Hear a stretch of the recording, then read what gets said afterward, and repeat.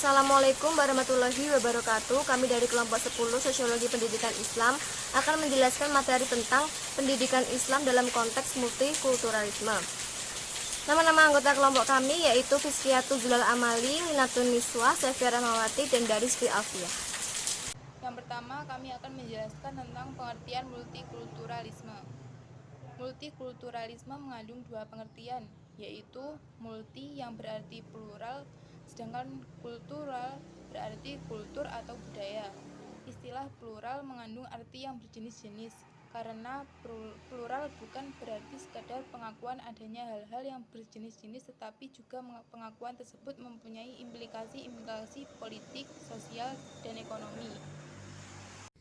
Perkenalkan, nama saya Linat Miswah, NIM 12620120338. Saya akan menjelaskan poin B yang pertama, yaitu hubungan antara pendidikan dengan sosial budaya. Pendidikan dapat diartikan sebagai usaha manusia untuk membina kepribadiannya sesuai dengan nilai-nilai di dalam masyarakat dan kebudayaannya. Selain dianjurkan pada tingkat pendidikan tinggi, kajian tentang sosial budaya juga dianjurkan pada tingkat sekolah.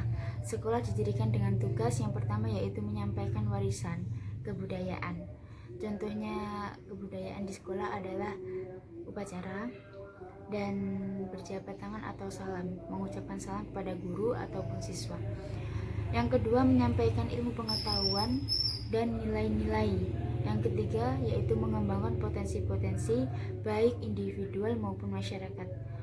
Nah, mengenal potensi individual sendiri itu bisa dilakukan dengan cara mengenal diri sendiri, cara mengetahui kekurangan dan kelebihan diri, dan tidak takut mencoba hal baru, terus bisa menerima saran dan kritiknya, dan penerapan kebiasaan yang baik. Yang keempat, yaitu mengembangkan warga negara yang setia dan percaya akan negerinya. Sebagai suatu lembaga sosial budaya, tidak dapat menghindari diri dari pengaruh latar belakang sosial budaya masyarakatnya itu sendiri. Selanjutnya ada pendidikan sebagai proses sosial.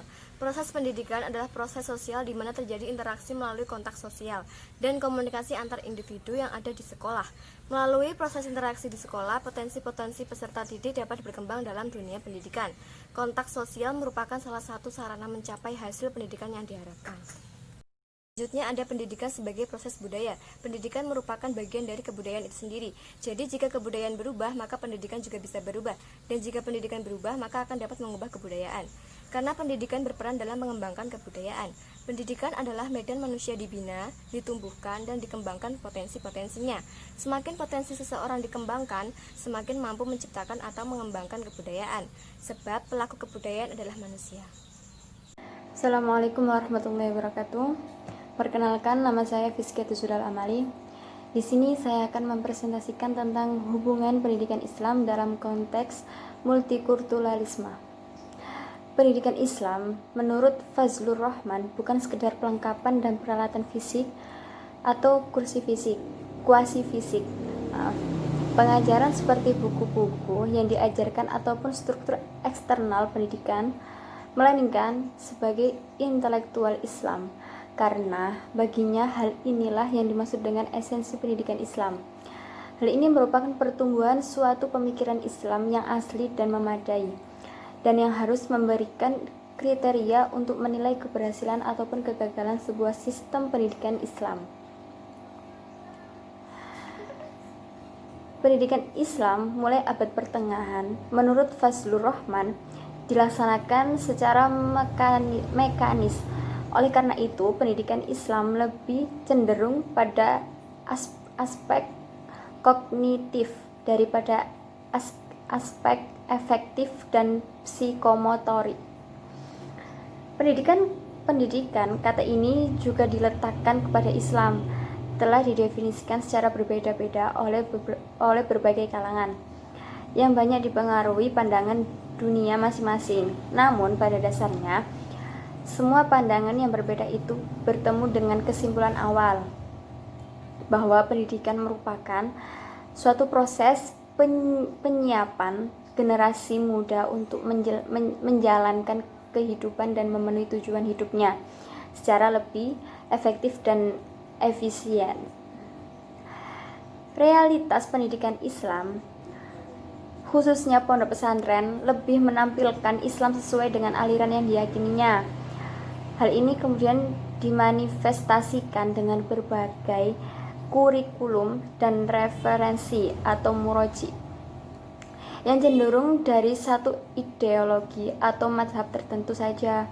Sedangkan pendapat dan mazhab dari golongan lain seringkali ditinggalkan dengan bahkan dianggap salah.